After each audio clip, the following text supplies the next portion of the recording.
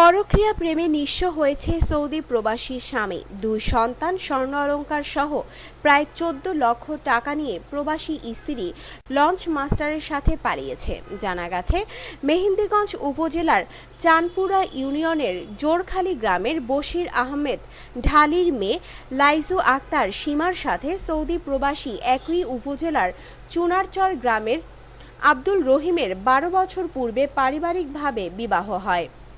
জীবিকার তাগিদে সৌদি আরবে কাজ করে উপার্জনের টাকা নিয়মিত পাঠিয়ে আসত স্ত্রী সীমার কাছে। তাদের 2টি সন্তান রয়েছে, রায়হান এবং রুশাদ। সব ঠিকঠাক চলে আসলেও তার স্ত্রীর সাথে পারিজাত লঞ্চের মাস্টার নজরুল ইসলামের সাথে সম্পর্ক হয়ে যায় হঠাৎ করে। ধীরে ধীরে তা পরক্রিয়ায় রূপ নিয়ে অবৈধ মেলামেশায় পরিণত হয়। বিদেশ থেকে পাঠানো টাকা লঞ্চ মাস্টারের কাছেই ব্যবহৃত হতো স্বামীর ব্যাংক অ্যাকাউন্টে না দিয়ে।